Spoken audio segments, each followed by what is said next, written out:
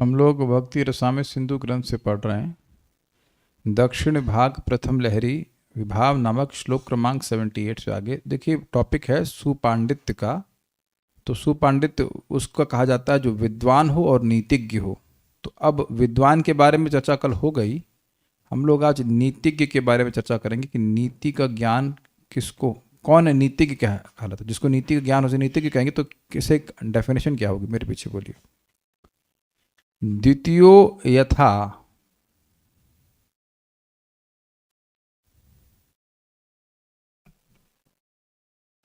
कल की तरह कैसे गाने वाला होगा ये। मृत्यु मृत्यु ना याद रखने के लिए के मृत्युस्तस्कर मंडले सुकृतिनाम वृंदे वसंतानिलः।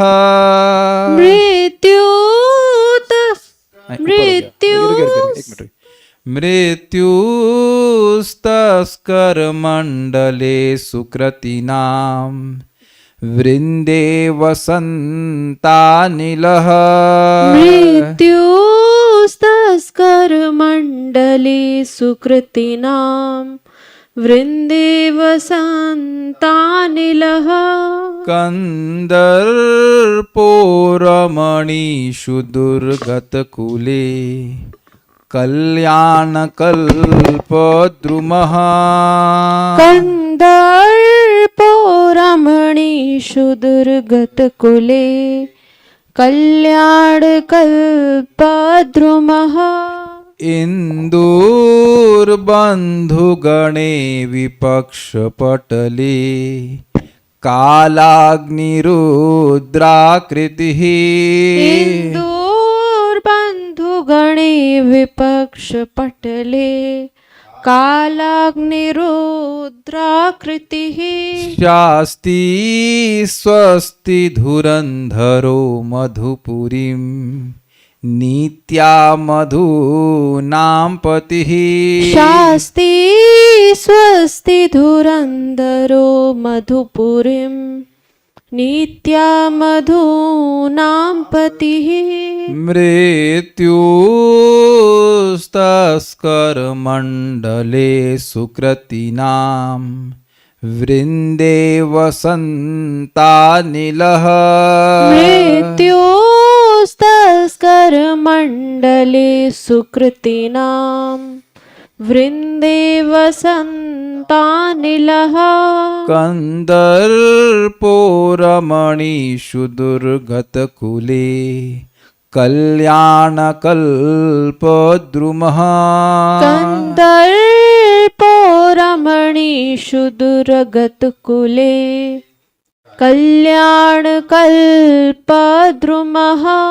इंदुर्बन्धुगणे विपक्षपटले कालाग्निरुद्राकृतिः। इंदुर्बन्धुगणे विपक्षपटले कालाग्निरुद्राकृतिः। शास्ति स्वस्ति धुरन्धरो मधुपुरीं नीत्या मधूनां पतिः। शास्ति स्वस्ति धुरन्धरो मधुपुरीं नीत्या मधूनां पतिः। मृत्युस्तस्कर मंडले सुकृतिनां वृंदे वसंतानिलः। मृत्युस्तस्कर मंडले सुकृतिनां वृंदे वसंतानिलः। कंदर्पो रमणीषु दुर्गतकुले कल्याणकल्पद्रुमः। कंदर्पो रमणीषु दुर्गतकुले कल्याणकल्पद्रुमः। इंदुर्बन्धुगणे विपक्षपटले कालाग्निरुद्राकृतिः इंदुर्बन्धुगणे विपक्षपटले कालाग्निरुद्राकृतिः शास्ति स्वस्ति धुरन्धरो मधुपुरीं नीत्या मधूनां पतिः शास्ति स्वस्ति धुरंधरो मधुपुरीं नीत्या मधुनाम पति। भगवान की जन्माष्टमी का अवसर हो और भगवान के गुण बोलने के लिए कहा जाए तो इतने सारे श्लोक हमारे पास हैं कि पूरा सुबह से शाम तक रात तक बोलते जा सकते हैं। कितने सुंदर सुंदर श्लोक हैं, खूब गाया जा सकता है। मेरे ख्याल से ये कभी किया भी नहीं गया है आज तक, मुझे लगता है जनरली जन्माष्टमी में भक्ति रसामृत सिंधु के श्लोकों को तो कभी नहीं बोला गया, हमारी जानकारी में तो नहीं है, बहुत रेयर कभी ऐसा होगा। Very wonderful shlokas. नीतिज्ञता रूप सुपांडित्य का उदाहरण इस प्रकार वर्णन किया गया है। यहाँ नीतिज्ञ का अर्थ यथोचित व्यवहार करने वाला माना गया है, जो उचित व्यवहार हो वैसा करने वाला। इसलिए इस उदाहरण में भिन्न भिन्न व्यक्तियों के साथ कृष्ण के भिन्न भिन्न प्रकार के व्यवहार दिखलाकर उनकी नीतिज्ञता का प्रदर्शन किया गया है। तस्करों अर्थात चोर डाकुओं के मंडल में यमराज के समान, तो यमराज जी के सामने कोई भी पापी ठहर नहीं सकता है, मतलब उसकी पिटाई होगी ही। तो ऐसा नहीं है कि कोई चोर डाकू भगवान को धमका ले, नहीं।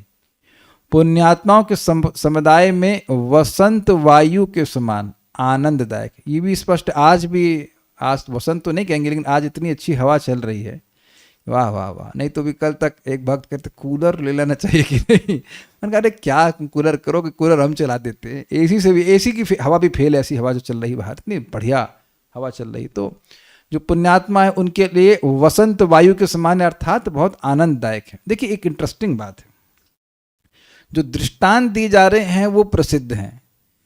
पापियों को डर लगता ही है यमराज से, वसंत की वायु आनंद देने वाली होती ही है, उस अर्थ में समझना चाहिए। तो भगवान कभी भी व्यवहार करने में, उचित व्यवहार करने में गलती नहीं करते हैं। यमराज जी को कैसे व्यवहार करना चाहिए पापियों से, ये जगत प्रसिद्ध बात है। तो भगवान अब पापियों के प्रति कैसा बर्ताव करते हैं वो स्पष्ट है, यमराज के समान। रमणियों के बीच कामदेव के समान है, स्पष्ट है। दीनों के बीच कल्याण के कल्प वृक्ष के समान है। अब इसकी व्याख्या हम अन्वय में करेंगे। बंधु वर्ग के भीतर चंद्रमा के समान आह्लाददायक अर्थात आनंद देने वाले, हर्ष देने वाले, और शत्रु दल के बीच भयंकर आकृति वाले कालाग्नि के समान हैं। व्रजेंद्र नंद के पुत्र कृष्णचंद्र नीति पूर्वक मथुरा का शासन कर रहे हैं। देखते हैं अनुवाद, देखते हैं। तस्कर मंडले, मंडल समझते हैं ग्रुप, समूह। तो चोर डाकुओं के मंडल में मृत्यु अर्थात यमराज जी के समान है। सुकृत नाम वृंदे, वृंद का मतलब होता है अगेन ग्रुप। जो पुण्यात्मा है उनके समुदाय में वसंत अनिल, अनिल का मतलब होता है वायु, तो वसंत वायु के समान हर्षदायक या आनंददायक है। रमणी शुकंदर, रमणियों के बीच कामदेव के समान है। और दुर्गत कुले, दुर्गत मतलब अपने कुछ गलती की वजह से जिनको दुर्गति प्राप्त है, दीन अवस्था में है, कुछ नहीं प्राप्त हो रहा है, जो चाहते वो नहीं मिल रहा है, बड़ी कठिनाई में है, तो उन दीनों के बीच कल्याण कल्प द्रुम, कल्याण के कल्प वृक्ष समान है। मतलब वो कल्याण चाहते हैं, जिसको दुर्गति प्राप्त हो जाए वह कल्याण नहीं चाहेगा, तो कल्याण के कल्प ध्रुव है। मतलब जो व्यक्ति, जो दीन व्यक्ति जैसा कल्याण चाहता है भगवान वैसा देने में समर्थ है, ये कहते हैं, करते हैं ऐसा। और बंधुगणे इंदु, बंधुगण मतलब अपने यदुवंशियों के बीच में या इवन ब्रजवासियों के बीच में भी बंधु वर्ग के भीतर इंदु चंद्रमा के समान आह्लाददायक है, यानी आनंद प्रदान करने वाले। संबंध से अंतर थोड़ा होगा, जो पुण्यात्मा है उनके बीच में भी आनंद देने वाले हैं, कैसे, वसंत वायु के समान। और यहां पर बंधुओं के बीच में इंदु के समान है, अपनी सौंदर्य से, अपनी शीतलता से वह आनंद प्रदान करने वाले हैं, ये अर्थ है। विपक्ष पटले, यानी जो विपक्ष है, जो भगवान के शत्रु हैं, शत्रु दल के बीच कालाग्नि रुद्राकृति, भयंकर आकृति वाले, रुद्र आकृति, रुद्र मतलब भयानक, भयानक आकृति वाले या घोर आकृति वाले कालाग्नि के समान है। स्वस्ति धुरंधर, ये शब्द बड़ा अच्छा है। स्वस्ति का मतलब होता है कल्याण, और धुरंधर मतलब दायित्व लेने वाला, भार लेने वाला, कल्याण का भार स्वीकार करने वाले होना चाहिए, करने वाले। मधुनाम पति, मधुनाम के दो अर्थ हो सकते हैं, मधुओं के प्रति अर्थात यदुओं के प्रति यानी कि द्वारका के राजा, या मथुरानाथ। मथुरानाथ श्री कृष्ण नीत्या मधुपुरीम शास्त्री, नीति पूर्वक मथुरा का शासन कर रहे हैं। तो मधुपुरी का भी अर्थ हो जाएगा कि मधुपुरी अर्थात मधुओं की पुरी, यानी कि यदुवंशियों की पुरी अर्थात द्वारकापुरी। तो आप दोनों अर्थ दे सकते हैं, मथुरा का अथवा द्वारका का शासन कर रहे हैं। तो अब एक बात व्यक्ति सोचेगा, अरे ये तो भगवान की विषमता है, सबसे अलग अलग बर्ताव कर रहे हैं। नहीं, देखिए ये भगवान की समता ही है।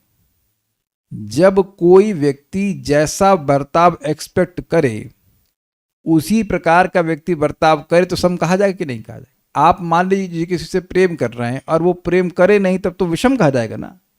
किसी से शत्रुता कर रहे हैं और वो शत्रुता ना करे तो वो विषम कहा जाएगा। अरे क्या यार, तो गाली दे रहे, वापस मार ही नहीं रहा है, कुछ गाली कुछ कर ही नहीं रहा है। तो जो जैसा बर्ताव चाहता है, या जैसे कह लीजिए कि जैसा बर्ताव हाँ एक्सपेक्ट करता है, वैसा ही वो भगवान उसके संग बर्ताव कर रहे हैं। नीतिज्ञ हैं। नीति ये है कि अब जो चोर डाकू हैं उनकी पिटाई होनी चाहिए। महाराज समझा रहे हैं, कुछ लोग ऐसे हैं जो प्रेम से नहीं मानेंगे, उनको पीटा जाएगा अच्छे से तभी वो मानेंगे। ऐसे हैं लोग। अभी आतंकवादी लोगों को क्या प्रेम से समझाएंगे, उनको आप गोलगप्पा खिलाएंगे, उनको पीट कर ही माना, जान से मारना पड़ता है जो भी है।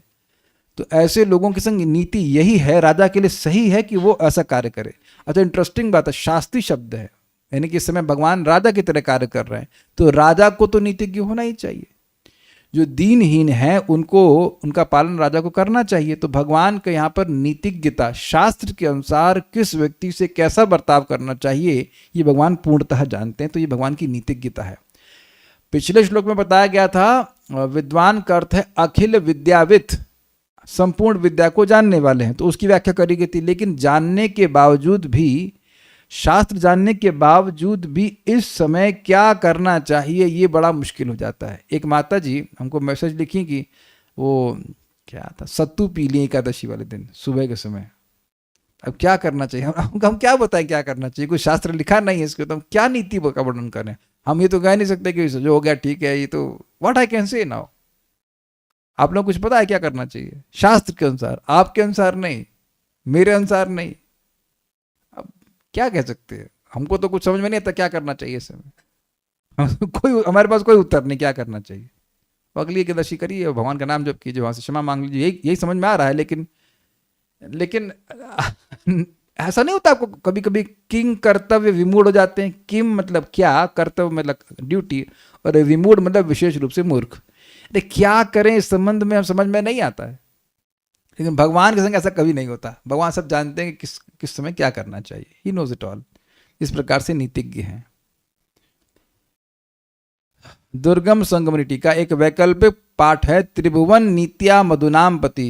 कृष्ण उचित आचरण द्वारा अर्थात नीति पूर्वक संपूर्ण ब्रह्मांड की रक्षा करते हैं। ये भी एक पाठ है। ये एक उचित वर्णन है क्योंकि यह श्री कृष्ण को एक राजा की भांति कार्य करते हुए दर्शाता है। तो ये भी ठीक है। यदि मधुपुरीम नित्या मधुनाम पति को पाठ के रूप में लिया जाए तो यह समझना चाहिए कि मधुपुरीम द्वारका के साथ साथ मथुरा को भी दर्शाता है, क्योंकि भगवान दोनों स्थानों पर शासन करते हैं। क्योंकि इस समास को मधुनामपुरी अर्थात मधु यानी यदुवंश के नगर के रूप में विश्लेषित किया जा सकता है। बहुत सिंपल सी बात है कि मधुपुरी का अर्थ मधुरा हो सकता है और मधुरपुरी का मतलब द्वारका भी हो सकता है, मधुओं की पुरी। भक्ति सार प्रदर्शनी। स्वस्ति धुरंधरा का अर्थ है कि कृष्ण सभी के कल्याण के भार को स्वीकार करते हैं। वे नीति से संपूर्ण संसार का पालन करते हैं। शास्त्री का मतलब शासन करना होता है, लेकिन शास्त्री का अर्थ यहाँ पर पालयति लिया गया है, पालन कर रहे हैं। शासन का मतलब होता है कि डिसिप्लिन में रखना, लेकिन इट सेंस वो ना बहुत स्ट्रॉन्ग सेंस लगता है कि बस कठोरता से शासन कर रहे हैं, ये करो वैसे करो वैसे। नहीं, शास्त्री का अर्थ है भगवान बड़े नीति पूर्वक पालन कर रहे हैं, ये बोला जा रहा है। इसमें अफेक्शन भी दिखता है और शासन का पॉइंट भी जा रहा है। धुरंधर समझ में आया आपको? धुरंधर मतलब होता है भार वहन करने वाला, रिस्पॉन्सिबिलिटी लेने वाला। तो स्वस्ति धुरंधर मतलब कल्याण का भार पूरे जगत का लिए। तो सोचिए जब पूरे जगत का लिए हैं तो भक्त का, इसीलिए जो भगवान की भक्ति कर रहा है उसको याद रखना चाहिए कि आपके और मेरे कल्याण का भार भगवान लिए हैं। हमें बस केवल हमें इतने बड़े धुरंधर होना चाहिए कि हम अपना नाम जप कर लें, कथा सुन लें, प्रसाद तो खैर खा ही लेते हैं, प्रसाद खाने में तो कोई दिक्कत नहीं होती है। You do your responsibility. स्वस्ति धुरंधरः, ये भी किसी का नाम होना चाहिए।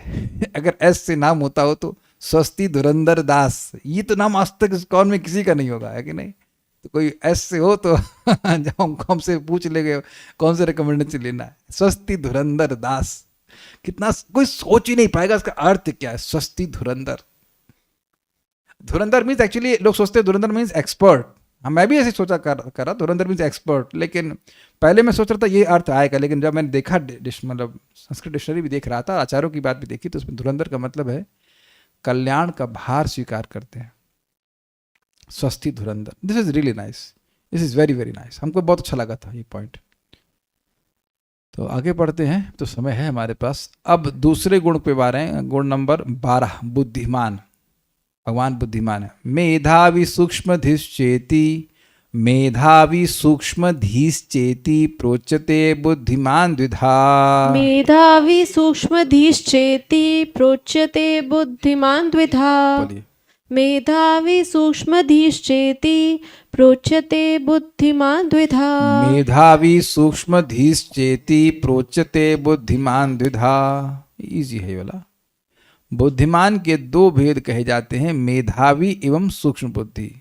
बुद्धिमान के मेधावी और सूक्ष्म बुद्धि वाला इति, इस प्रकार द्विधा प्रोच्यते, दो प्रकार का कहा जाता है। तो दो प्रकार के होते हैं, तो उसमें पहला देख लेते हैं मेधावी। तत्र मेधावी, बुद्धिमान होने में मेधावी का जो गुण है उस पर बात हो रही है। अवंती पूर्वासिनः सदनमेत्य सांदीपने। बोलिए।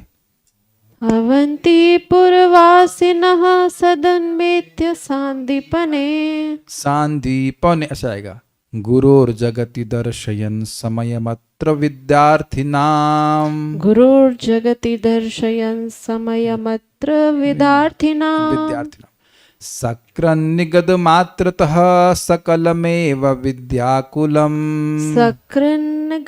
सकृन्निगतमात्रतः सकलमेव विद्याकुलम्। दधौ हृदये मंदिरे किमपि चित्रवन् माधवः। दधौ हृदय मंदिरे किमपि चित्रवन् माधवः। अवंती पुरवासिनः सदनमेत्य सांदीपने। अवंती पुरवासिनः सदनमेत्य सांदीपने। गुरोर्जगति दर्शयन् समयमत्र विद्यार्थिनाम्। गुरोर्जगति दर्शयन् समयमत्र विद्यार्थिनाम्। सकृन्निगतमात्रतः सकलमेव विद्याकुलम्। सकृन्निगतमात्रतः सकलमेव विद्याकुलम्। दधौ हृदय मंदिरे किमपि चित्रवन् माधवः। दधौ हृदय मंदिरे किमपि चित्रवन् माधवः। मेधावी श्री कृष्ण का उदाहरण इस प्रकार है। अगर कोई मेधावी छात्र हो तो उसको क्या क्या सेंस आता है, विद्वानी समझते हैं? मेधावी छात्र का मतलब क्या समझते हैं आप, बताइए माइक पे। बहुत शार्प माइंडेड है, इंटेलिजेंट है। और मान लीजिए आप टीचर हैं और आपका कोई मेधावी छात्र है, इसका क्या मतलब है? शार्प है, इंटेलिजेंट है। चलिए शार्प समझ लीजिए। शार्प का से आप क्या आशा समझेंगे, क्या कहना चाहती हैं? हर चीज को समझ लेते हैं। Yes, that's a point. जो पढ़ा रहे हैं वो तुरंत कैच कर लेता है, यही अर्थ यहाँ पे बोला जा रहा है। अवंतीपुर में, अवंतीपुरी मतलब उज्जैन में रहने वाले गुरु सांदीपनि मुनि के आश्रम में आकर समस्त लोगों के सामने विद्यार्थियों की मर्यादा को स्थापन करते हुए, मतलब विद्यार्थी को ज्ञान कहाँ से मिलता है, कैसे मिलता है? तद्विद्धि परिपातेन परिप्रश्नेन सेवया उपदेक्षन्ति ते ज्ञानम ज्ञानिनस् तत्त्वदर्शिनः। गुरु के पास नम्र भाव में जाना, प्रणाम करना चाहिए पहली चीज। उसके बाद रेलेवेंट जिज्ञासा करना चाहिए और सेवा करनी चाहिए। फिर गुरु उपदेश देते हैं। तो यद्यपि भगवान विद्या सागर हैं, आपने सुन चुके हैं, सारा विज्ञान उन्हीं से आता है, लेकिन जगत की मर्यादा को स्थापित करते हुए गुरु के आश्रम में गए। एक जैसे अन्य ब्रह्मचारी रह रहे थे वैसे रहे, उनको प्रणाम करते थे, उनसे जिज्ञासा करते थे, मतलब सीखते थे और उनकी सेवा करते थे। और लकड़ी लाने की सेवा भी करेंगे, सिंपल सेवा करते थे। तो ये मर्यादा को स्थापित करते हुए, ये नहीं वहाँ गया यार हमको ये क्या पढ़ा रहे, तो पहले से पता है हमको, तो उनको तो सबको सब कुछ पहले से पता है, फिर पढ़ने की जरूरत ही क्या है। लेकिन भगवान ने स्थापित किया कि राजा के बेटे हैं, फिर वसुदेव जी राजा के बेटे ही मान लीजिए, तो फिर भी उनको ब्रह्मचारी आश्रम में जाना है, उस प्रकार से गुरु के अंडर में नम्र भाव में सेवा ज्ञान स्वीकार करना है। तो इसलिए समस्त लोगों के सामने विद्यार्थियों की मर्यादा को स्थापन करते हुए श्री कृष्ण ने गुरु के एक बार कहने मात्र से समस्त विद्याओं को चित्र के समान हृदय में अंकित कर लिया। कौन सा शब्द याद आ रहा है इससे? Photographic memory. सुना है आपने? कुछ एक बार कोई बात सुनेगा, अब उसको हमेशा के लिए याद हो जाती है। प्रभुपाद उदाहरण देते हैं एक ब्राह्मण का। एक ब्राह्मण गंगा जी नहा रहे थे, नहा के बाहर निकले होंगे, तो किसी अंग्रेज ने एक व्यक्ति को, एक सम्मानीय भारतीय को गाली दी, और वो गाली थी अंग्रेजी में। तो उसने जाकर केस कर दिया कि इसने हमको गाली दी है। तो कहा कोई था वहाँ पर कि था, एक ब्राह्मण थे, ब्राह्मण को अंग्रेजी नहीं आती थी। तो उनसे पूछा गया कि भाई आप बुलाया गया, उनको कहा कि देखिए ये बोल रहा है कि गाली दिए हैं और आप उसके साक्षी थे। तो कहते हैं हमको नहीं पता कि ये गाली दिए कि क्या दिए, जो हम सुने वो हम बता सकते हैं। और यद्यपि उसको भाषा नहीं आती थी, और एक ही बार सुना, वो चलते राह चलते सुना, लेकिन उसकी बुद्धि बहुत तीक्ष्ण थी, तो उसको रिपीट कर दिया जो भी गाली दी हो। फिर उसको केस जीत गया, उसका जो भी उसका मुआवजा होगा वो दिया होगा। लेकिन पॉइंट इज कि इसे कहते हैं श्रुतिधर, एक बार सुना। अच्छा, दूसरी बात क्या है, एक बार सुना याद हो गया, लेकिन इसका मतलब यह नहीं कि समझ में भी आ गया। तो भगवान को समझ में भी आ गया, उस विद्या में पारंगत भी हो गए, और उसको याद भी रख लिए। चित्र के समान, चित्र के समान थोड़ा समझिए, जैसे कोई चित्र अपने घर में आप फ्रेम करके रख लें, तो जैसा होता है यथावत वैसा ही बना रहता है कि नहीं। इसी को कहते हैं फोटोग्राफिक मेमोरी, की एक बार जो बात सुन ली अब वो यथावत बनी रहती है। जैसे कि हमारी ये पीडीएफ है, पीडीएफ जो छाप दिए तो छाप दिए, ऐसा नहीं वो चेंज हो रहा है, वो यथावत बने रहते हैं। ऐसी भगवान की बुद्धि थी, मतलब बुद्धि है कहना चाहिए, इज प्रेजेंट इटसेल्फ। तो यहाँ बड़े सुंदर लग रहे हैं ना कृष्ण बलराम जी, सांदीपनि मुनि के आश्रम में पढ़ रहे हैं। अच्छा, आज ये इंटरेस्टिंग है, आज हम तुलसी जी लेने जा रहे थे तो अपना बचपन याद आ गया। 2 बच्चे, मोटा बैग, ऐसा लगा अभी से लग रहा है कि इसको पिट्ठू बना दिया है, पिट्ठू नहीं क्या कहते हैं, मजदूर बना दिया है। इतना मोटा बैग लेके जा रहे हैं। देखिए ठाकुर भगवान जब पढ़ने गए तो पीछे गैया घूम रही हैं, और बड़े प्रेम से उनको संदीपनि मुनि पढ़ा रही है। नहीं बोझा लेकर के जा रहे हैं, बैग लेकर के नहीं। विद्या बोझा नहीं होती, जो बोझा है वो विद्या नहीं है। हम लोगों ने भौतिकता में केवल बोझा उठाया है, इसलिए उसको हर क्लास के बाद, मतलब 1 साल के बाद फेंक देते थे कि बोझा उठाया नहीं जाता है। कुछ समझ रहे हैं बात? भगवत गीता का एक श्लोक अगर याद भी रह जाए आपको, तो उसको बोझा नहीं भाग्य मानते हैं। स्वीकार्य है? यम हिना विथयन्ते ते पुरुषम पुरुषर्षभा सम दुख सुख धीरम स अमृतत्वाय कल्पते। एक श्लोक भी अगर याद रह जाए तो वो बोझा नहीं होता है कि नहीं? It can be a guiding light for all through out of life. तो ये शास्त्र का ज्ञान है। तो यहाँ पर इस बात को वो विचार कर लेते। हमको ये फोटो बहुत अच्छी लगती है, Krishna and Balram ji, very beautiful.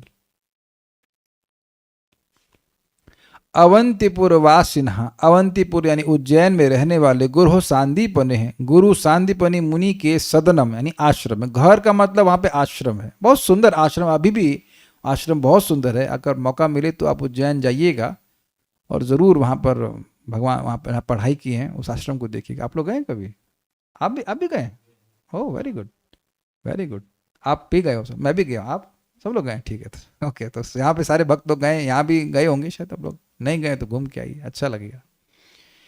एत्य मतलब जाकर, अत्र यहाँ, यहाँ मतलब इस जगत में, यहाँ का मतलब अवंतीपुर में नहीं, यहाँ का मतलब इस जगत में। अत्र जगति विद्यार्थी नाम, यहाँ संसार में विद्यार्थियों की समयम अर्थात मर्यादा है। समय का मतलब तो काल होता है, समय का मतलब काल भी होता है, और समय का मतलब मर्यादा भी होता है। This is interesting. मर्यादा दर्शन दिखाते हुए, मतलब कि गुरु के आश्रम में जाकर सारे अहंकार को त्याग कर फिर गुरु से ज्ञान ग्रहण करना चाहिए, ये बात यहाँ बोल रहा है। सकृत निगद मात्रता। तो अब इंटरेस्टिंग बात है, ये तो उन्होंने लोकाचरण किया, जैसे विद्यार्थियों को मर्यादा क्या है कि गुरु के पास जाके सीखना चाहिए, लेकिन जो वो जैसे वो सीखे ऐसे अन्य विद्यार्थी नहीं कर सकते हैं। तो यहां उनकी भगवत्ता सूचित हो रही है। कह रहे हैं सकृत निगद मात्रता, निगद मतलब बोलना, गुरु के एक बार कहने मात्र से सकलम संपूर्ण एवं ही विद्याकुलम, विद्या नहीं विद्या के समूह को, किमपि चित्रवत हृदय मंदिरे माधव ददाऊ, कुछ अद्भुत रूप से चित्र की तरह हृदय मंदिर में श्री कृष्ण ने धारण कर लिया। मतलब एक विद्या नहीं, अनेक प्रकार की विद्या थी, उन सब को एक झटके में भगवान ने धारण कर लिया। तो देखिए यहां दो बातें हैं, भगवान आचरण करके दिखा रहे हैं कि विद्यार्थी को कैसे करना चाहिए, लेकिन जैसे वो विद्यार्थी हैं ऐसा कोई विद्यार्थी हो नहीं सकता है। तो उनकी भगवत्ता भी सूचित हो रही है। अवंतीपुरवासिनः सदनम एत्य सांदीपुनि, अवंतीपुर वासी सांदीपुनि मुनि यानी मुनि के जो उनके गुरु थे, उनके सदन में जाकर जगति दर्शयन समयम अत्र विद्यार्थी नाम, अत्र जगति इस जगत के विद्यार्थियों के लिए मर्यादा को दर्शाते हुए सक्र निगद मात्रतः, केवल एक बार बोलने पर ही सकलमेव विद्याकुलम, सारी विद्याकुल का समूह को दधाऊ धारण कर लिया। कहाँ? हृदय मंदिर, अपने हृदय मंदिर में। किसने? किमपि चित्रवन माधव, कुछ अद्भुत तरह से चित्र के समान माधव ने, माधव मतलब लक्ष्मीपति, सारा ज्ञान सा ऐश्वर्य सब उनके पास है, उनके लिए करना आश्चर्य नहीं, लेकिन वो कर लिए इस प्रकार से। तो ये है दुर्गम संगमनी टीका। समयम अर्थात आचार को दर्शन अर्थात शिक्षा देते हुए कि ऐसे विद्यार्थी को विद्या को गुरु से ग्रहण करना चाहिए।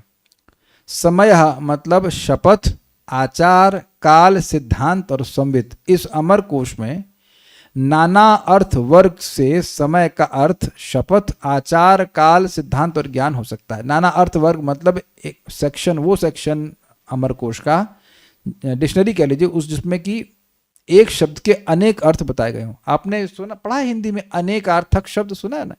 एक होगा विपरीतार्थक शब्द, एक होता है समानार्थक शब्द, और ऐसे अनेकार्थक। एक शब्द है उसके अनेक अर्थ होते हैं। पर्यायवाची भी कह सकते हैं। यस, पर्यायवाची, हाँ पर्यायवाची तो नहीं, पर्यायवाची होता है एक शब्द का दूसरा अर्थ, दूसरा शब्द है जो उसका अर्थ सेम हुआ, सिमिलर, बट यहाँ पॉइंट है कि समय शब्द के अनेक अर्थ बताए जा रहे हैं, शपथ, आचार, काल। तो यहाँ पर आचरण करके भगवान ने दिखाया, ये बता रहे हैं। समयम दर्शयति मतलब शिक्षा देते हुए कि देखो ऐसे गुरु के पास जाना चाहिए। तो बुद्धिमान का तो हो गया, अब सूक्ष्मधि का उदाहरण दिया जा रहा है। सूक्ष्मधि मतलब जिसकी बुद्धि अत्यंत सूक्ष्म हो। मेरे पीछे बोलिए। यदुबीरयमवध्यो म्लेच्छ राजस्तदेनम, यदुबीरयमवध्यो म्लेच्छ राजस्तदेनम, तरलतमसि तस्मिन् विद्रवन्नेव नेष्ये, तरलमसि तस्मिन् विद्रवन्नेव नेष्ये, सुखमय निज निद्रा भंजन ध्वंसी दृष्टि, सुखमय निज निद्रा भंजन ध्वंसी दृष्टि, झरमुचि मुचुकुंदः कंदरे यत्र शेते, झरमुचि मुचुकुंदः कंदरे यत्र शेते। देख रहे हैं कैसे वर्ण विन्यास है, सुंदर। बोलिए। यदुबीरयमवध्यो म्लेच्छ राजस्तदेनम, यदुभिरमयवध्यो म्लेच्छ राजस्तदेनम, तरलमसि तस्मिन्, तरलतमसि, हाँ तरलतमसि तस्मिन् विद्रवन्नेव नेष्ये, तरलतमसि तस्मिन् विद्रवन्नेव नेष्ये, सुखमय निज निद्रा भंजन ध्वंसी दृष्टि, सुखमय निज निद्रा भंजन ध्वंसी दृष्टि, झरमुचि मुचुकुंदः कंदरे यत्र शेते, झरमुचि मुचुकुंदः कंदरे यत्र शेते। इतना सुंदर भगवान के गुणों के लिए श्लोक कितने जबरदस्त। एक बार और सब लोग साथ में गाइए। यदुभिरयमवध्यो म्लेच्छ राजस्तदेनम, तरलतमसि तस्मिन् विद्रवन्नेव नेष्ये, सुखमय निज निद्रा भंजन ध्वंसी दृष्टिर्, झर मुचि मुचुकुंद कंदरे यत्र शेते। I am ready for Janmashtami lectures. बुलाओ किसी को, सब रेडी कर लिया हमने। श्री कृष्ण के सूक्ष्म बुद्धि होने का उदाहरण इस प्रकार है। यदुवंशी लोग इस काल यवन नामक मिलिच्छ राज को मारने में असमर्थ हैं, इसलिए इसके आगे आगे भागता हुआ मैं वहां उस कंदरा में ले जाऊंगा जहां सकल सुख सामग्री के झरने को प्रवाहित करने वाले जिस कंदरा में इसके पहुंचने से अपनी सुखमय निद्रा के भंग होने पर देवताओं के वरदान के अनुसार निद्रा सुख में विघ्न उपस्थित करने वाले के प्रति दुष्ट को भस्म कर देने की शक्ति से युक्त, विनाश करने वाली दृष्टि से युक्त मुचुकुंद मंधाता के पुत्र सो रहे। अर्थात जब अपने पीछे भागता हुआ मैं इसको इस कंदरा में जाने पर विवश कर दूंगा और इसके कंदरा में घुसने से मंधाता के पुत्र मुचुकुंद की सुखमय निद्रा में विघ्न पड़ा, तो देवताओं के वरदान के अनुसार उसकी क्रुद्ध दृष्टि से ही भस्म होकर इसका नाश हो जाएगा। इस प्रकार कृष्ण ने काल यवन का नाश कराया, यह उनकी सूक्ष्म बुद्धि का परिचायक है। देखिए हुआ क्या, पहले समझना पड़ेगा, कुछ लोगों को ना भी पता होगा। जरासंध ने 17 बार अटैक किया था, 16 बार तो भगवान पीट के उसे खत्म किए, मतलब सारी इसकी सेना खत्म कर दी कृष्ण बलराम जी। 17वीं बार उसने अलायंस किया काल यवन से। काल यवन ये गर्गाचार्य जी का पुत्र है, एक यमन राजा की पत्नी के द्वारा। गर्गाचार्य जी का अपमान किया था यदुवंशियों ने। अब हम भूल रहे हैं कि क्यों, लेकिन किया था। तो गर्गाचार्य जी ने शिव जी की उपासना करी और शिव जी से ऐसे लड़के का वरदान मांगा जिसको कोई यदुवंशी हरा ना सके। ठीक है, तो अब उनको उसके बाद इस यवन राजा से उनको एक पुत्र प्राप्त हुआ। तो वो काल, उसकी परवरिश मतलब राजा की तरह हुई, लेकिन वो यवन था, मतलब मिलिच्छ कह लीजिए, यवन कह लीजिए। तो अब वह नारद जी को पूछता है कि कृष्ण कैसे दिखते हैं। तो भगवान वो बताते हैं, देखो चतुर्भुज रूप में हैं, ऐसे ऐसे ऐसे करके वह उनका रूप का वर्णन करता है। ठीक है, अब इसका अलायंस हो गया जरासंध से कि तुम उधर से अटैक करना। शायद मैं सही बोल रहा हूँ, 30 करोड़ ना करने कितना, 3 करोड़ में फिगर थोड़ा सा ऊपर नीचे हो सकता है, इतने वो सैनिक लेकर के, यमन सैनिक लेकर के आया। तो अब ये इधर से अटैक किया, कहाँ पे, द्वारका में, नहीं द्वारका नहीं, सॉरी मथुरा में। और इधर जरासंध ने अटैक किया। तो भगवान अब जान रहे हैं कि शिव जी ने वरदान दिया है तो खाली नहीं जाना चाहिए, तो यदु, वो भी तो यदु हैं, तो ये हमारे द्वारा नहीं मारा जाएगा ये। तो अब फंस गए, इतनी बड़ी सेना भी है और काल यवन को मारना भी है, लेकिन हम मार नहीं सकते हैं, तो कौन मारेगा। तो सोचने वाली बात हो जाएगी ना, आप उस परिस्थिति में होते तो क्या करते आप। अच्छा, भगवान देखिए स्वतंत्र है, लेकिन अगर भगवान ने मार दिया तो उनके भृत्य शिव जी के वचन गड़बड़ हो जाएगा, तो इसलिए वो नहीं कर रहे हैं इसको। तो वो सोच रहे हैं क्या करना चाहिए। तो अब वो भागे और ये भागते भागते गए इस तरफ धौलपुर ही तो है, इधर धौलपुर पड़ता है ना, भरतपुर से पहले शायद धौलपुर पड़ता है। वहां पर मुचकुंद महाराज की गुफा है, वहां मुचकुंद महाराज सो रहे थे।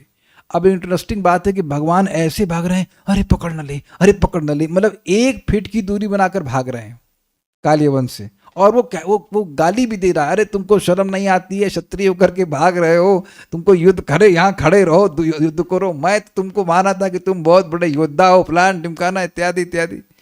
काल यवन अपने बराबर के टक्कर को व्यक्ति चाह रहा था, तो नारद जी से पूछा कि कौन है मेरे बराबर का। तो कहा कि कृष्ण से जाके युद्ध करो। तो कहे तुम्हारा तो इतना हम नाम सुने थे, तुम योद्धा हो, वो फलान टिमका, तुम तो झूठे निकले।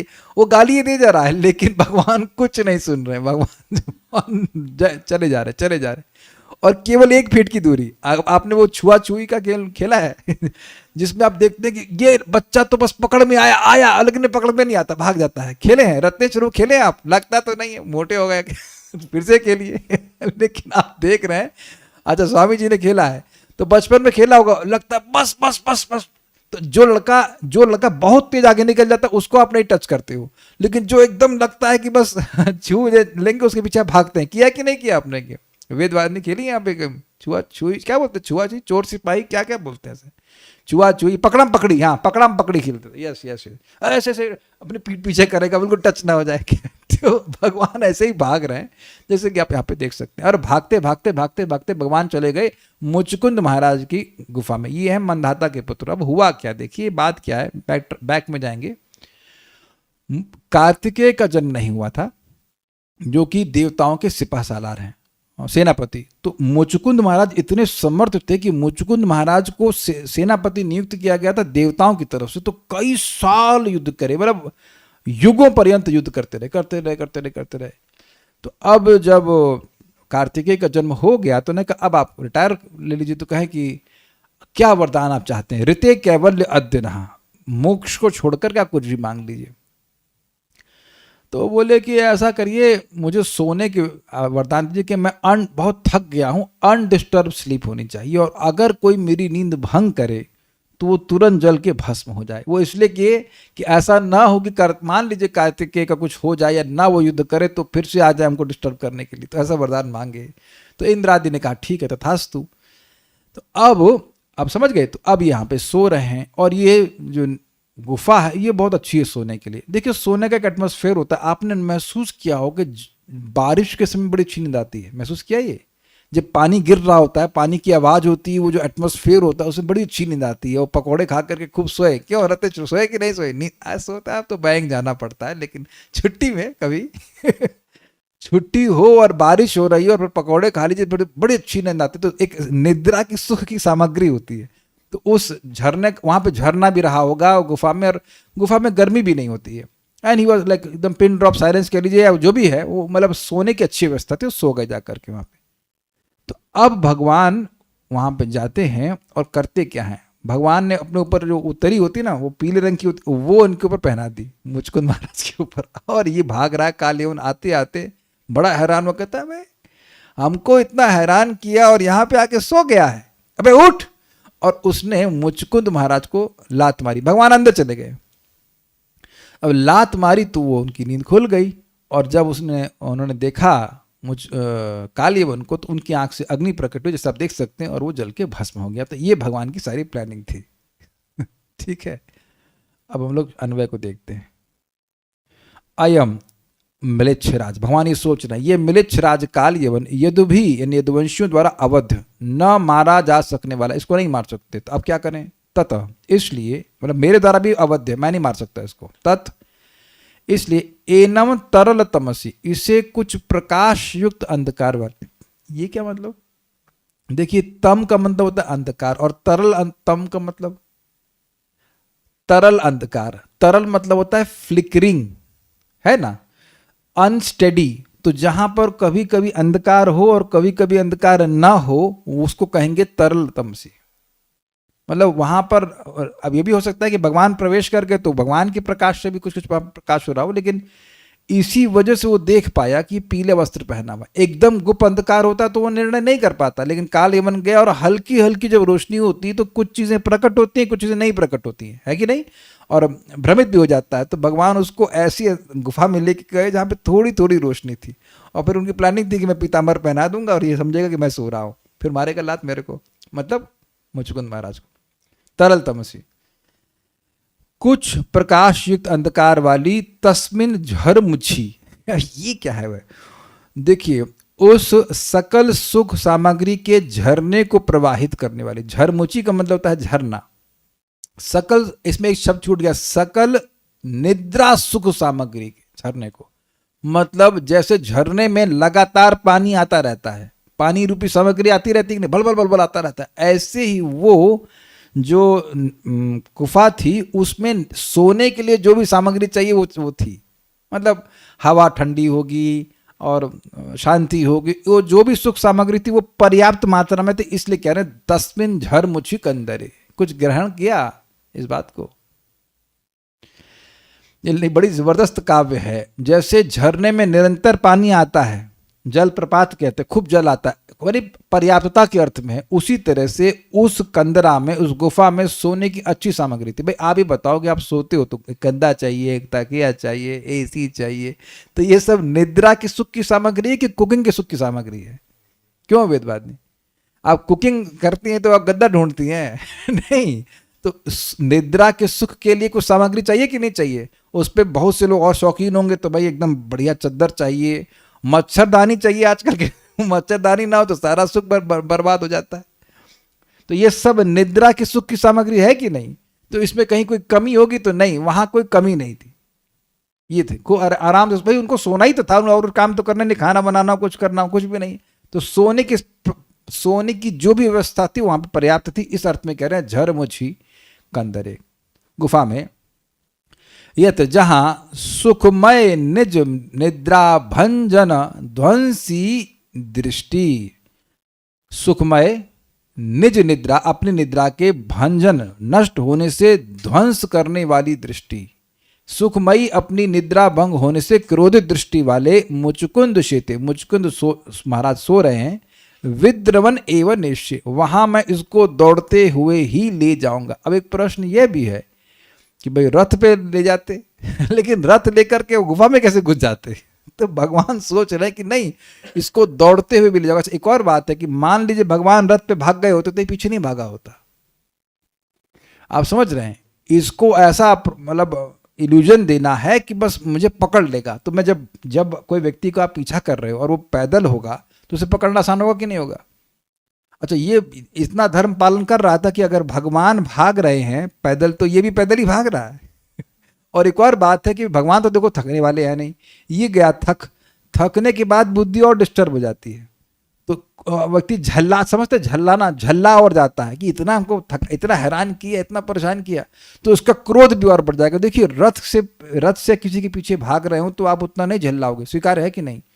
लेकिन वही वाले गेम, सबको पकड़ा पकड़ी का गेम, जब कभी लगता है कि यार ये तो पकड़ में नहीं आ रहा, आप झल्लाने लगते हो, तो वो व्यक्ति ये काल यवन और झल्ला जाएगा। वो भगवान जान रहे झल्ला जाएगा और पक्का फिर वो लात मारेगा मुचुकुंद महाराज को। तो ये सारी प्लानिंग भगवान की थी। वैसे भी ये परमात्मा सब जानने वाले, लेकिन सूक्ष्म बुद्धि का उन्होंने उपयोग किया।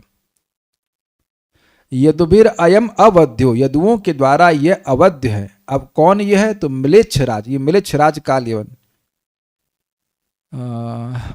उसके बाद कुछ तत् इनम, इसलिए इसको तरल तमसी, जिसमें अंधकार थोड़ा था थोड़ा प्रकाश था, उस तस्मिन एव, उसी गुफा में उसी जगह स्थान पर विद्रवन एव निश्चय, भाग कर ही लेके जाऊंगा। क्या हो रहा है? बात करें सुखमय निज निद्रा भंजना ध्वंस दृष्टि। वहां पे अपनी सुखमय, जो जिस निद्रा से उनको खूब सुख मिल रहा था, उस निज निद्रा के भंजन होने से, नष्ट होने से, जो ध्वंसी दृष्टि, ध्वंस करने वाली दृष्टि से युक्त हो जाएंगे।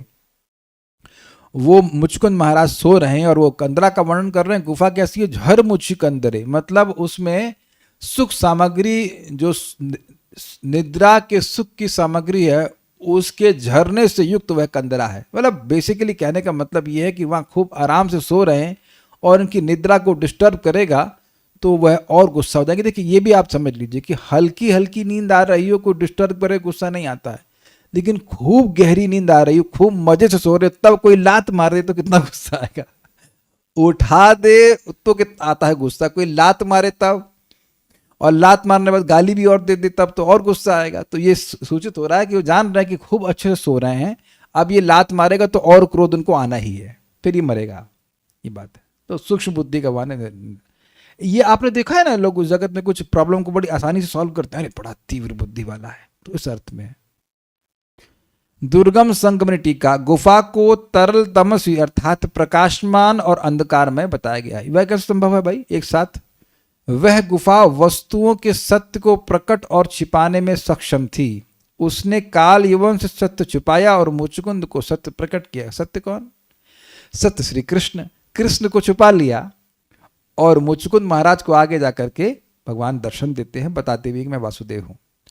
अथवा इसका अर्थ यह हो सकता है कि कृष्ण के प्रवेश करने पर गुफा का अंधकार कृष्ण के तेज के कारण अथवा परमानंद के कारण तरल था, चंचल या अस्थिर हो गया। पता नहीं, ऐसा मुझे लग रहा है कि कभी मैंने महाराज जी से प्रवचन सुना है इसके ऊपर, क्या पता नहीं महाराज ने कभी बोला है क्या इस बार? समा में लगे रेंडेवू, मुझे लग रहा है कि श्लोक मैंने कभी पहले भी सुना है, आई डोंट नो। चलिए, अथवा इसका अर्थ यह हो सकता है कि कृष्ण के प्रवेश करने पर गुफा का अंधकार कृष्ण के तेज के कारण अथवा परमानंद के कारण तरल अर्थात चंचल या अस्थिर हो गया। भगवान प्रवेश कर रहे हैं, भगवान परमानंदमय है, भगवान तेजोमय है, तो भगवान के तेज के कारण वो गुफा जो कि प्राय अंधकारमय है वो प्रकाशमय हो गई, ये कुछ कुछ प्रकाशमय हो गया। देखिए भगवान अपने प्रकाश को क्या कहते हैं उसको, नहीं, वो जो पंखे को घुमाता है रेगुलेटर की तरह यूज करते हैं। जहां ज्यादा चाहिए होता है तो ज्यादा कर देते हैं, जहां कम चाहिए तो वहां कम कर देते हैं। तो अगर भगवान पूरा प्रकाश अपना ब्रह्म ज्योति वाला प्रकाश कर देते तो वो मुचुकुंद महाराज को देख लेता कि तो कृष्ण नहीं है। उनका साइज भी अलग है, ध्यान दीजिएगा। भगवान से बड़े साइज में मुचुकुंद महाराज सत्ययुग के हैं। भगवान उसमें द्वापर युग में आए तो शॉर्ट साइज के अपने को प्रस्तुत किया है। तो वो सब नहीं, थोड़ा थोड़ा प्रकाश था तो उससे उनको ये लगा कि ये कृष्ण है। विश्व प्रकाश के अनुसार तल का अर्थ है अस्थिर, तलवार और हार का मध्य रत्न। तो यहां पर अस्थिर अर्थ लिया गया है। झरमुची ये निद्रा के सुख की सामग्री का उपलक्षण है, मतलब बहुत सारी व्यवस्था होगी सोने के लिए, जो तो हो सकता है बेड भी अच्छा हो या जो भी हो सोने के लिए आवश्यक वो सब व्यवस्था थी वहां पर। अपनी योग शक्ति से यह सूक्ष्म बुद्धि उचित समय पर कृष्ण में प्रकट होती है। मतलब योग का मतलब ही होता है जो असंभव हो उसको संभव कर दे, वो शक्ति को योग शक्ति कहते हैं। पश्चिमे योगम ऐश्वर भूत ब्रह्म च भूतस्थो ममात्म भूत भावना, गीता में भगवान कहते हैं मेरे योग ऐश्वर को देखो कि सब कुछ मुझ में है फिर भी सब कुछ भी मुझ में नहीं है, ऐसे करके। तो यहां पर ही बता रहे हैं कि भगवान की अद्भुत योग शक्ति है, इस कारण से जब जरूरत पड़ती है तो वह सूक्ष्म बुद्धि अपने आप प्रकट हो जाती है। तो भगवान के आज हमने नीतिज्ञ। यह श्लोक दर्शाता है कि जैसे आंखें सूक्ष्म विवरण देखने में सक्षम हैं, वैसे ही कृष्ण की बुद्धि वस्तुओं को अत्यंत सूक्ष्मता से पहचानने में सक्षम है। वाह, बुद्धि की तुलना आंखों से कर रहे हैं। 6x6 विजन, वह बुद्धि जो सही निर्णय के साथ तुरंत किसी परिस्थिति के मूल में प्रवेश कर जाती है, सूक्ष्म बुद्धि कहलाती है। मतलब किस सिचुएशन में क्या क्या तह तक पहुंचना और क्या करना चाहिए क्या नहीं करना चाहिए, वो सब का निर्णय करना इस सूक्ष्म बुद्धि कहलाती है। इस संबंध में बड़ी इंटरेस्टिंग बात और भगवान कहते हैं भागवत में, यथा यथात्मा परिमृज्यते सौ मत पुण्य गाथा श्रवणाभिधानै तथा तथा पश्यति वस्तु सूक्ष्मात् चक्षुर यथैवांजस संप्रयुक्तम। सेम चीज कह रहे हैं कि जितनी जितनी मात्रा में जीव मेरे श्रवण कीर्तन के द्वारा पवित्र हो जाता है, उतनी मात्रा में वह वस्तुओं की सूक्ष्मता को देखने में समर्थ हो जाता है, अर्थात सूक्ष्म बुद्धि का निर्माण हो जाता है। जैसे आंखों में अंजन डालने से धीरे धीरे करके नेत्र दृष्टि आ जाती है। तो ये आप देखेंगे कि अगर नियमित रूप से जप करेंगे, नियमित रूप से कथा सुनेंगे और प्रसाद पाएंगे, तो अपने आप देखेंगे कि बुद्धि सूक्ष्म हो रही है और चीज़ें की जो फाइन डिटेल्स हैं वह समझने का सामर्थ्य भी डेवलप हो रहा है। ऑब्वियसली भगवान के बराबर तो कोई नहीं कर सकता है, लेकिन वो बुद्धि आने लगती है। आ रही है कि नहीं, ये नहीं तो भले भक्ति बहुत ग्रॉस सा रहता है। ये भक्ति का बड़ा सुंदर प्रभाव है जो अपने आप चित्त में अनुभव कर सकते हो। बुद्धिमत्ता, मेधावी और सूक्ष्म बुद्धि, इन गुणों पे विचार किया या कुछ समझने का प्रयास किया, लाइक दैट। ठीक है, so will stop here now. Shri Shri भक्ति स्वामी सिंधु की जय, श्री श्री कृष्ण भगवान की जय, श्री प्रभुपाद की जय, निताई गौर प्रेमानंदे।